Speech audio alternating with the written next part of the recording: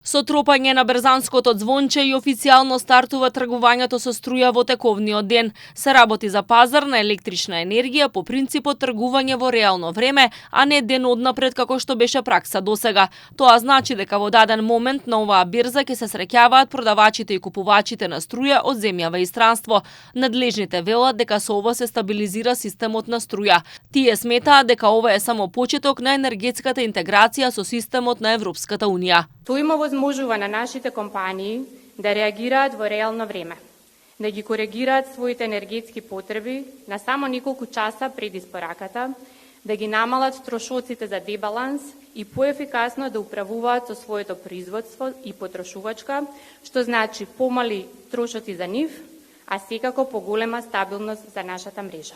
Според премиерот, овој пазар треба да придонесе за надминување на дебалансите и системските ризици на мрежата на електрична енергија.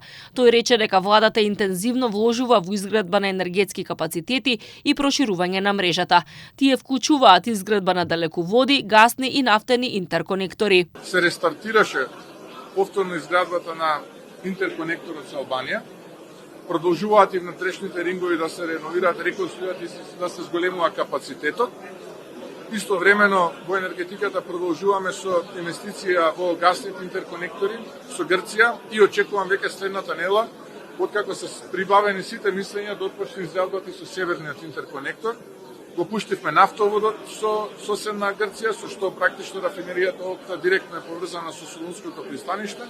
Во врска со растечката инфлација, Мицкоски напомена дека Македонија не може да остане имуна на глобалните случувања и очекува раст на трошоците за живот помеѓу 4,5 и 6%, исто како и земјите од регионот.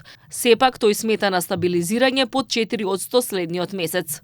Најмногу се зголемени транспортните услуги, тука се мисли на нискобуџетните авиопревозници, картите, и секако тие ќе влијаат во крајната цена односно во крајниот износ на инфлацијата за април, која што очекувам да излезе денојве. Гледам изголемена инфлација и во еврозоната. Во Бугарија веќе е над 6%, Хрватска се движи околу 6%, Грција околу 5%, така што нема како ние да останеме имуни на ова. Премиерот признава дека нема голем простор за маневар за поевтинување на основните прехранбени производи, освен намалување на повластената стапка од 5%. Замрзнувањето на маржи и цени според него не е добра опција, бидејќи инфлацијата се прелева во наредните месеци по завршување на мерките. Во врска со обвинувањата дека некои фирми вршеле реекспорт на нафтени деривати, тој вели дека ако се докаже, тоа мора и да се санкционира, бидејќи договорот за попуст од ОКТА не треба да важи за реекспорт во други држави.